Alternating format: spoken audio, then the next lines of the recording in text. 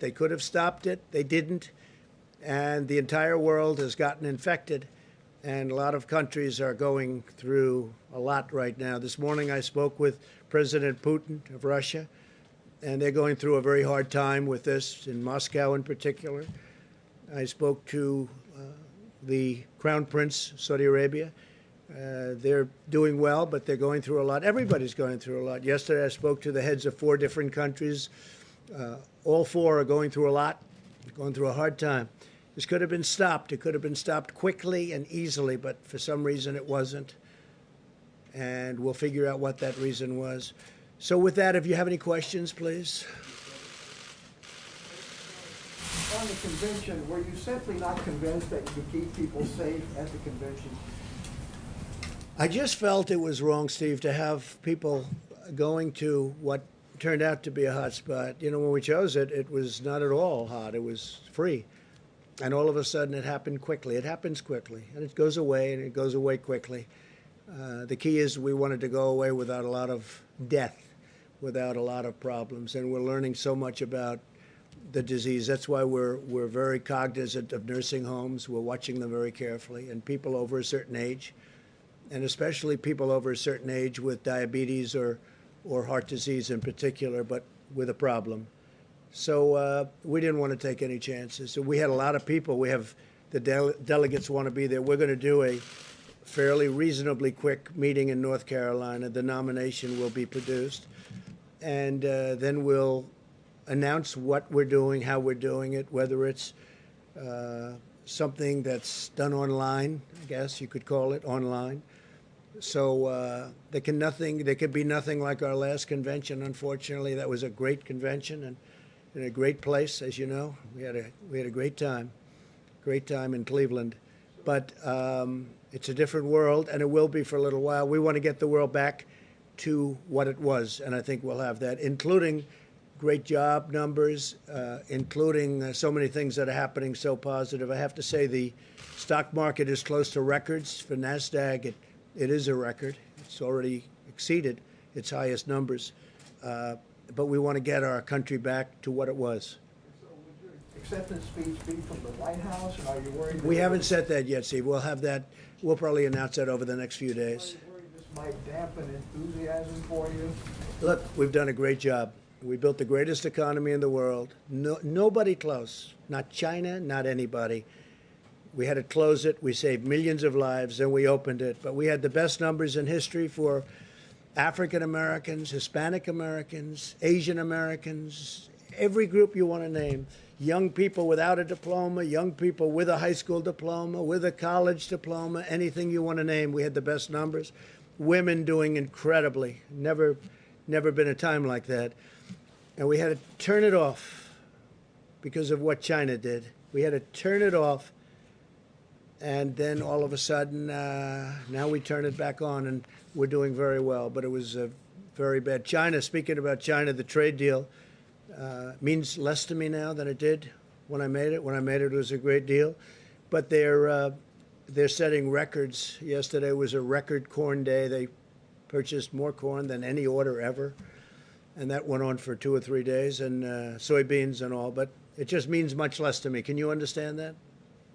Just means much less to me. Please, go ahead. Thank you. What was the one thing, if there was one thing that changed your mind about the convention, and did Florida officials ask you to cancel it? No, they didn't. We're dealing with them, but they didn't. I would just say safety. Just safety. I could see the media saying, oh, this is very unsafe. I don't want to be in that position. It's safety, not because of the media, but that's what they would say. And we'll have a very nice something. We'll figure it out. It'll be online in some form. Maybe it'll be something even a little bit different. We have time. You know, we're talking about the end of August. But I think it'll be something that will be exciting. But there can be nothing like having 25,000 people. We had a tremendous thing planned tremendous convention planned in North Carolina. And it would have been very good, but a much smaller version in Florida. But then we saw what was happening pretty quickly. We saw that the virus was coming up that coast. So, Do you think it's an acknowledgement of the severity of the situation in Florida? No, I think it's going to come and go. It will. I mean, you take a look at some of these locations, we're heavily infected. I mean, to a point where Deborah and I were talking that, you know, when you look at what happened in New York and what happened in New Jersey and other places, and now you're looking and it's gone. Hope it stays gone. I think it will. But we have to be vigilant. We have to be careful, and we also have to set an example. I think setting the example is very important. It's hard for us to say we're going to have a lot of people packed in a room and then other people shouldn't do it. Don't forget, we're talking about schools, and we want them to be vigilant, and we're saying open, and then we're saying, here you have a big room. But I also, if you notice, I said where bars are crowded, where other things are crowded. Well, there's nothing more crowded than a convention. A convention, I mean, you've seen them.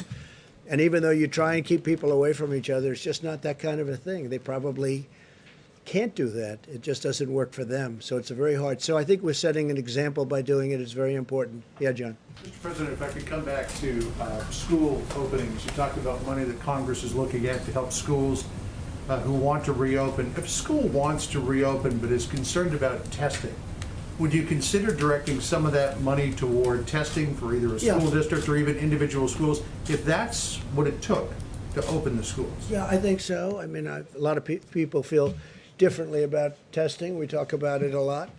When we have 50 million tests plus, and you know we broke the 50 million test mark. Second in the world is India, which has 1.4 billion people, and they had 12 million tests.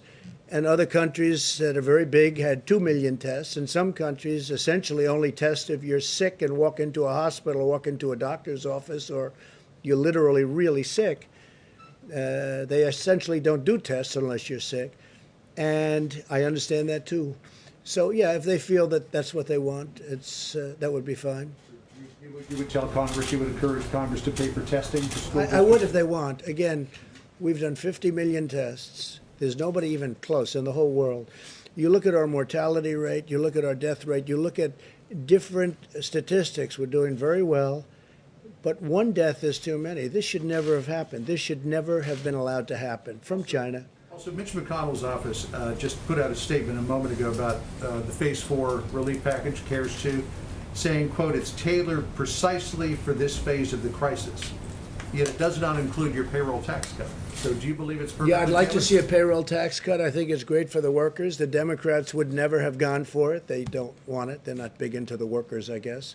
And based on that, I told them last night, I told the Republicans who have been working very hard on this, I'll tell you, and they want what's right for the country.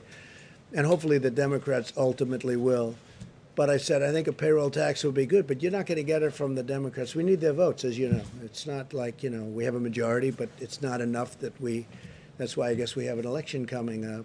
So you still need Democrat votes, and we're not going to get the Democrat votes on that. So I'd like to see it. I think it would be very good for the workers. But if we're not going to get their votes, I guess we have to go on to the next thing. A payroll tax cut would have been very good. And maybe something happens. Yes, please. You talk about setting an example on Jacksonville, but I just wonder, some people are going to take away from this the lesson that you're pushing too far, too fast. It seemed for a while the numbers were going up in Jacksonville and you were going to have a problem there. This comes up at a time you're pushing for schools to reopen. You have the opening of the Major League Baseball season. Isn't the example of Jacksonville that we're pushing too fast? Well, baseball, as an example, we were discussing it a little while ago. You're going to be at an empty stadium. I've agreed. Randy Levine's a great friend of mine from the Yankees. He asked me to throw out the first pitch, and I think I'm doing that on August 15th at Yankee Stadium. And I say, how's the crowd going to be? And, you know, it's like you don't have a crowd. There is no such thing. It's going to be interesting, Mariano. He's not used to that. I've been at many games. He walks in, the place goes crazy. I think it'd be just as good without the crowd. You were just born with it, you know. Some people are born with it. I don't know if this is only for the baseball players, but I've never seen a pitcher throw a ball where so many bats were broken as Mariano. He's got the all-time record. I said, how do you do that? He said, parents. Great parents, when you get right down to it, right? How do you do that? It's called parents. But yeah, I just to finish, I think that we have to all set examples. I think Major League Baseball is setting an example by playing to empty stadiums, and so are other sports. You see that.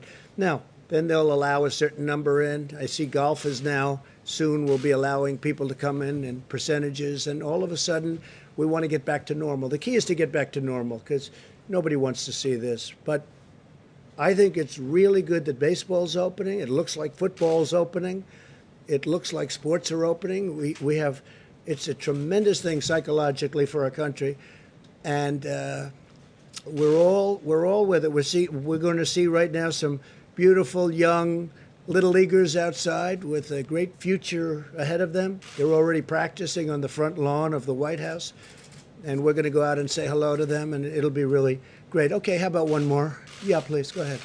President Trump, the Washington Post earlier today reported that one thing holding up the GOP coronavirus bill is the White House asking that it include language regarding the FBI building in downtown Washington, D.C. Is that true? I don't know that they're putting it in this bill, but I know they want to have a new FBI building. This one is very old, and it's really was never built to a very high standard, as you probably have heard, and it's got a lot of danger involved, and panels falling off the outside and pieces of concrete falling off the building. And they want to build it at the site that they have it. They had options very far away from Washington. And I said to them, frankly, you have to be near the Justice Department. There's nothing better than the site. The site they have now is better. But they were looking at sites in Maryland and Virginia and different places. But they would have been too far away. So I have been encouraging them to build it, and if you have a choice. You can renovate the existing building, but it's not a good building, or you could take it down and build a great building for the FBI for 100 years and have it be incredible, even with tracks on top. They're talking about, we have, because FBI people like to work out a lot, and you could have literally quarter-mile tracks on top. It's a very big site, very wide site. So I think the best idea would be to build a new building, and that way you have it for a long time. Renovation can never be as good as a new building in that case. I know they're talking about it, whether or not they put it in this bill or someplace else, but the FBI needs a new building, and we'll get it done. Thank you all very much. Thank you. Thank you very much.